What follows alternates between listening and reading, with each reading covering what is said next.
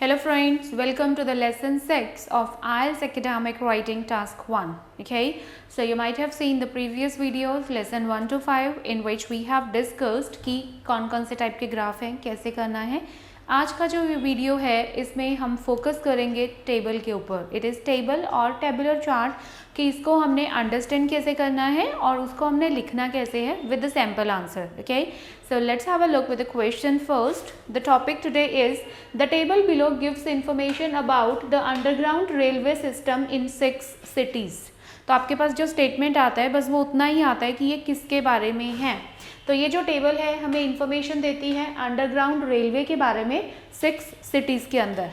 ठीक है, टॉपिक पढ़ लिया. अब टॉपिक पढ़ने के बाद हम क्या करते हैं, ग्राफ को एनालाइज करते हैं.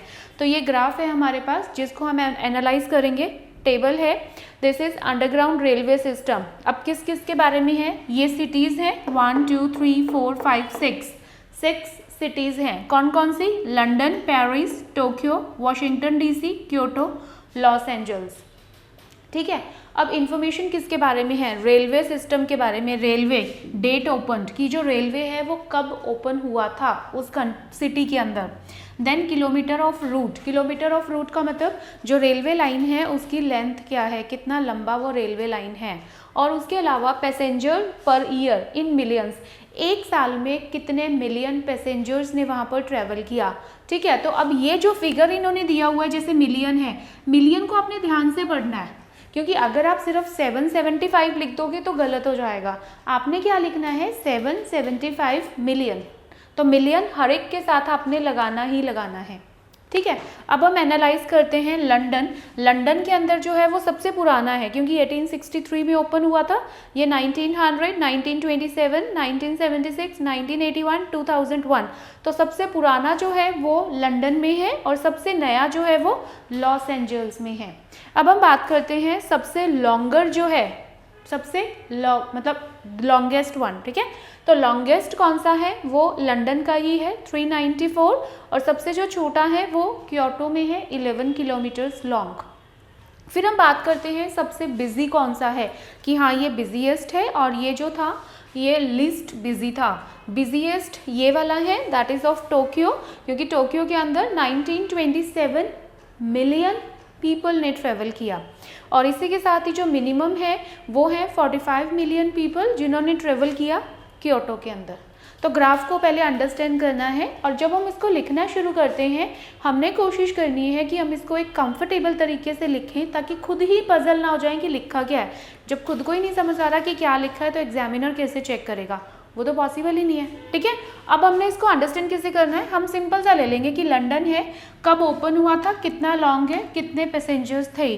फिर हम पेरिस को ले लेंगे, टोक्यो को लेकर के. इस तरीके से हम क्या करते हैं, जब हमारे पास टेबल आता है टेबल को हम डिवाइड कर लेते हैं कि हमने इस तरीके से डेटा लेना है या इस तरीके से लेना है और उसको एक्सप्लेन कर देंगे. ठीक है, इसमें हमने जो लिया है वो हमने क्या लिया है, हॉरिजॉन्टल. पहले लंदन के बारे में पूरा बता दिया. फिर हमने पेरिस ले लिया, पेरिस के बारे में पूरा बता दिया. फिर हमने टोक्यो ले लिया, उसके बारे में पूरा बता दिया. ठीक है, फिर पैराग्राफ चेंज करके हम ये 3 ले लेंगे. तो टोटल हम जब 4 पैराग्राफ बनाते हैं, first introduction, last conclusion, second और थर्ड 2 बॉडी पैराग्राफ हैं. 2 बॉडी में सिंपल सा क्या करना है, टेबल के अंदर 6 सिटीज़ हैं, 3 सेकंड पैराग्राफ में, 3 थर्ड पैराग्राफ में. क्लियर हो गया, इस तरीके से हमने ग्राफ को लिखना है. अब नेक्स्ट आता है कि हमने टेंस कौन सा लेना है, प्रेजेंट, पास्ट, फ्यूचर. अब इसमें कहीं कोई ईयर वैसे दिया हुआ है, अगर ईयर की बात करें तो ये सारे कौन से ईयर हैं, पास्ट ईयर्स है ना. तो जब ओपन हुआ था तो वो हुआ था इतना. लेकिन अगर हम इसकी बात करें तो ये तो अभी भी है ना कि अगर मान लीजिए 394 किलोमीटर लॉन्ग था, ये 394 किलोमीटर लॉन्ग है, तो दोनों ही चीज़ें करेक्ट हैं. वो था भी जब ओपन हुआ था तब भी इतना ही था और इस इंफॉर्मेशन के अकॉर्डिंग वो आज भी उतना ही है. और ये जो है, लेकिन ये क्या है, मिलियन पैसेंजर्स. और ये मिलियन पैसेंजर हर साल हैं अप्रॉक्सीमेट, कि लास्ट ईयर भी 775 मिलियन पैसेंजर्स थे, उसके पिछले साल भी थे. तो ये इन्होंने प्रेजेंट में डेटा हमें दिया हुआ है. तो डेटा को अंडरस्टैंड करना टेंस के अकॉर्डिंग और वैसे बहुत ज़रूरी है. क्लियर हो गया। अब हम बात करते हैं इंट्रोडक्शन कैसे लिखना है। इंट्रोडक्शन में हमने क्या करना होता है कि जो हमारे पास क्वेश्चन का स्टेटमेंट है उसको हमने स्लाइटली मॉडिफाई करना है, बहुत ज़्यादा नहीं, स्लाइटली, बिल्कुल एज इट इज़ कर देंगे तो वो भी गलत है। अब हम इसको कैसे चेंज करेंगे, द टेबुलर चार्ट, टेबल के साथ कभी भी आप चार्ट नहीं लगा सकते, you can never say the table chart, वो गलत है। आइदर यू से द टेबल गिव्स इंफॉर्मेशन या the tabular chart gives information, right. So the tabular chart illustrates the data regarding subterranean railway systems. अब हमने चेंज क्या कर दिया, ऊपर टेबल था, इसकी जगह हमने क्या लगा दिया, टेबुलर चार्ट। बिलो, अब हम आंसर के नीचे तो ग्राफ नहीं दे रहे हैं, तो हम ये जो वर्ड है इसको क्या कर देंगे, कैंसिल कर देंगे, ये वर्ड हम नहीं लेंगे। उसके बाद है गिव्स इंफॉर्मेशन, गिव्स इंफॉर्मेशन की जगह हमने ये क्या लगा दिया, इलस्ट्रेट्स द डेटा, जो डेटा है उसके बारे में एक्सप्लेन किया गया है। फिर यहाँ पर है अबाउट, अबाउट की जगह हमने क्या लगा दिया, रिगार्डिंग, ये हमने वर्ड चेंज कर दिया। उसके बाद हमने वर्ड चेंज कर दिया, यहाँ पर है अंडरग्राउंड, अंडरग्राउंड की जगह वर्ड चेंज करके हमने क्या ले लिया, सबटेरेनियन,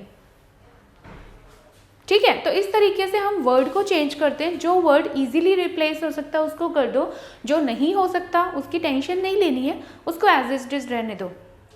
अगर आपने पूरे स्टेटमेंट में 1, 2 या 3 वर्ड भी चेंज किए हैं तो भी सफिशिएंट है एग्जामिनर को बताने के लिए कि आपको इंग्लिश आती है, ठीक है, इतना बहुत होता है। Subterranean railway systems in 6 cities, अब हमने नेम दे दिया कौन कौन सी हैं, namely London, Paris, Tokyo, Washington DC, Kyoto and Los Angeles गया। उसके बाद हम बताते हैं डेटा किस में कैलिब्रेट है। Generally the data is calibrated into, कि जो डेटा है उसको मेज़र किया गया है, उसकी मेज़रमेंट यूनिट क्या है, एक तो किलोमीटर्स हैं और मिलियंस हैं, तो वो हमने बता दिया कि किलोमीटर्स और मिलियंस में मेजर्ड है ये। सो ये इंट्रोडक्शन है, क्लियर हो गया। उसके बाद हम बात करते हैं सेकंड पैराग्राफ की, कि सेकंड पैराग्राफ हमने कैसे शुरू करना है। अब सेकंड पैराग्राफ में जैसे हमने डिस्कस किया था, टेबल में सिंपल सा होता है, टेबल को डिवाइड कर दो, आधी टेबल सेकंड पैराग्राफ में, आधी टेबल थर्ड पैराग्राफ में, कंफ्यूज नहीं होना, ठीक है। ज़्यादा जितना कंफ्यूज होंगे उतना आपके लिए डिफ़िकल्ट है, और एग्जामिनर को तो समझ ही नहीं आएगा आपने लिखा क्या है, और जो समझ नहीं आ रहा वो नंबर कैसे देगा, ठीक है। तो बिल्कुल सिंपल तरीके से हम लेते हैं।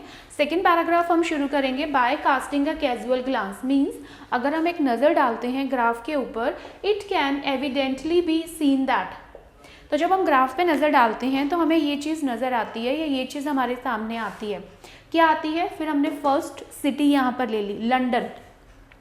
London has the oldest opened underground railway system in year 1863, कि जो लंदन है उसमें क्या है, ओल्डेस्ट ओपन अंडरग्राउंड है, तो सबसे पुराना लंदन में है, और वो कब था, 1863 के अंदर, राइट। उसके बाद उसी को आगे एक्सप्लेन कर दिया, हैविंग 394 किलोमीटर्स ऑफ रूट, और वो कितना लॉन्ग है, 394 किलोमीटर लॉन्ग है, and facilitating the travel of 775 million people per year, facilitating means providing services, ठीक है। और ये जो रूट है ये 775 मिलियन लोगों को सर्विस प्रोवाइड करता है। अब इस लाइन को आपने दोबारा से पढ़ना है और उसको अंडरस्टैंड करना है कि हमने क्या लिखा है। हमने लंदन के बारे में जितनी भी इंफॉर्मेशन ग्राफ में थी वो सारी यहाँ पर दे दी, कि ये ओपन कब हुआ था, कितना किलोमीटर लॉन्ग है और कितने पैसेंजर्स हैं, वो एक ही बारी में, क्योंकि हमारा पर्पज़ क्या होता है, ग्राफ को एक्सप्लेन करना, ठीक है। तो वो आ गया, क्या था इसके अंदर, London has the oldest opened underground railway system in the year 1863, having 394 kilometers of route and facilitating the travel of 775 million people per year. Close. उसके बाद हम सेकंड लेते हैं। सेकंड जो सिटी है, after 37 years, Paris opened 199 kilometers running underground railway. अब 37 years के बाद, अब हम डायरेक्ट भी कर सकते थे, बट सिंस हमने एक एक सिटी ली है तो हम कंपैरिजन जहाँ पर पॉसिबल होगा वहीं दे देंगे। अब इसके बाद क्या था, ये रहा 37 ईयर्स के बाद है। आप डायरेक्ट लिखना चाहते हो आप इन 1900 लिख दो, थोड़ा सा कंपैरिजन करना चाहते हो तो इस तरीके से कर सकते हैं। So after 37 years Paris open, Paris ने ओपन किया था, लेंथ साथ ही आ गई 199 किलोमीटर्स रनिंग अंडरग्राउंड रेलवे, इतना लॉन्ग था, through which 1191 people travelled, so 11,091 million लगाना भूल गए भाई, मैं भी प्रूफ रीडिंग बहुत जरूरी है, अगर आप भूल गए तो नंबर कटेंगे, मैं भूल गई थी मैंने लगा दिया दोबारा से, ठीक है। So through which 1191 million people travel, ठीक है। तो वो चीज़ हमने बता दी है कि कितने लोगों ने, कितना किलोमीटर लॉन्ग था, 199 किलोमीटर्स लॉन्ग था, और कितने लोगों ने ट्रेवल किया था, 1191 मिलियन, तो मिलियन लगाना बहुत ज़रूरी है, ठीक है। सो इतने लोगों ने ट्रेवल किया था। It is 44 kilometres more in route as compared to Tokyo railway. अब हमने थर्ड से कंपैरिजन कर दिया कि ये 199 था, जो कि 44 किलोमीटर्स ज़्यादा है, किससे, टोक्यो से, which gives travel access to 1927 million travellers. तो टोक्यो ये आ गया आपके पास, टोक्यो के अंदर कितना लॉन्ग है या क्या है तो वो आपने दे दिया, ट्रैवलर्स कितने थे 1927 मिलियन, और उसके बाद इन दोनों का कंपैरिजन आ गया कि ये कितना था, तो ये कितना किलोमीटर था 44। अब 44 कैसे आया है, 44 यहाँ पे क्या था 199 और 155, तो कितना डिफरेंस है इन दोनों के बीच में 45 का, ठीक है। 45 का डिफरेंस है, वही कंपैरिजन करना होता है, वो हम साथ ही कर देंगे।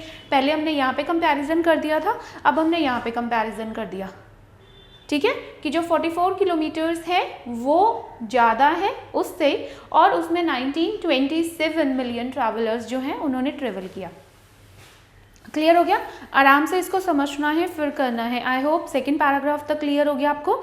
3 सिटीज़ हमने ले ली हैं, और इन तीनों में जहाँ पर भी हमारा कंपैरिजन पॉसिबल था वो हमने ले लिया था।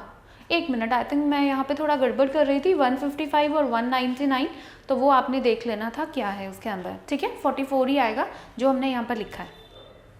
सो इन थर्ड पैराग्राफ हम क्या करेंगे, जो बाकी बची हुई 3 सिटीज़ हैं उनको हम डिस्कस करेंगे, ठीक है। सो थर्ड पैराग्राफ हम स्टार्ट करेंगे मूविंग फर्दर। मूविंग फर्दर क्या है वो साथ ही आ जाएगा। Moving further to Washington DC, 126 kilometres long underground railway started in 1976। अब इस तरीके से हमने क्या कर दिया, सेंटेंस को थोड़ा सा मॉडिफाई कर दिया, ठीक है। वो हमने साथ ही बता दिया कि लेंथ क्या थी 126 किलोमीटर्स था, और स्टार्ट कब हुआ था 1976 में। ऑक्यूपाइज 144 मिलियन पैसेंजर्स, तो हमने इन्फॉर्मेशन देनी थी वॉशिंगटन DC की, 1976 में स्टार्ट हुआ था, 126 किलोमीटर्स लॉन्ग था, 144 मिलियन पैसेंजर्स ने ट्रैवल किया। तो वो हमने क्या दे दिया कि 126 किलोमीटर लॉन्ग जो रूट है वॉशिंगटन DC में वो 1976 में ओपन हुआ था, जिसमें 144 मिलियन पैसेंजर्स ट्रैवल करते हैं, ठीक है, वो चीज़ हमने दे दी। फिर नेक्स्ट आ गया यहाँ पर, the railway in Kyoto and Los angels opened in 1981 and 2001 respectively. अब इन दोनों को हमने क्लब कर दिया, क्लब हमने जानबूझ करके किया है ताकि थोड़ा सा फिर से डिफरेंस आ जाए, बिल्कुल एक जैसा मोनोटोनस ना हो जाए ग्राफ हमारा। सो 2 हैं, क्योटो लॉस एंजल्स, वो ओपन हुए थे 1981 एंड 2001 में रिस्पेक्टिवली। रिस्पेक्टिवली का मतलब सीरियल वाइज, कि क्योटो जो हुआ था वो 81 में था, लॉस एंजल्स तो जो वो 2001 में था। 11 kilometers long Kyoto railway is used by 45 million people annually। Per year की जगह अब क्या लिख दिया हमने एनुअली, कि जो ये 11 किलोमीटर्स है इसमें 45 मिलियन पीपल हर साल ट्रेवल करते हैं। And 50 kilometres long Los Angeles is used by 50 million people yearly, ठीक है, इतने लोग ट्रेवल करते हैं। तो 6 सिटीज़ में से 3 हमने सेकंड पैराग्राफ में ले ली, बाकी जो 3 थी वो थर्ड में ले ली, पूरा उसको एक्सप्लेन कर दिया। बीच बीच में जहाँ पर हम कर सकते थे थोड़ा सा कंपैरिजन किया है, बहुत कॉम्प्लेक्स नहीं किया। आई ट्राइड माई बेस्ट कि ईजी रखूँ, आपको समझ आ जाए, होप आया भी होगा। अब हम लेते हैं कंक्लूजन, वो हम कैसे लिखते हैं, all in all it is worthy enough to point out that, finally ये कहना ज़्यादा सही है, क्या कहना सही है, that Tokyo is able to facilitate underground railway travel for the highest number of passengers. तो कंक्लूजन में हम क्या करते हैं, सिर्फ हाईएस्ट दे देते हैं, वो सफिशेंट है। और हमारा जो हाईएस्ट था वो क्या था इसके अंदर 1927, सबसे ज़्यादा पैसेंजर्स किस में थे, यही थे, कौन सी कंट्री में थे, टोक्यो में थे, ठीक है। और वही चीज़ हमने यहाँ पे लिख दी, लेकिन नंबर हम कभी देते नहीं है कंक्लूजन में, तो यहाँ पे दिया भी नहीं है और आपने देना भी नहीं है, राइट। तो अब ये क्या था, Tokyo is able to facilitate underground railway travel for the highest number of passengers. तो सिर्फ इतना हमने कंक्लूजन में देना है, ठीक है। आई होप समझ आया होगा। अच्छे से दोबारा से वीडियो देख लेना, नहीं समझ आए फिर भी कोई प्रॉब्लम आए तो मेरे को मैसेज कर देना, ठीक है। Keep learning with me, all the best.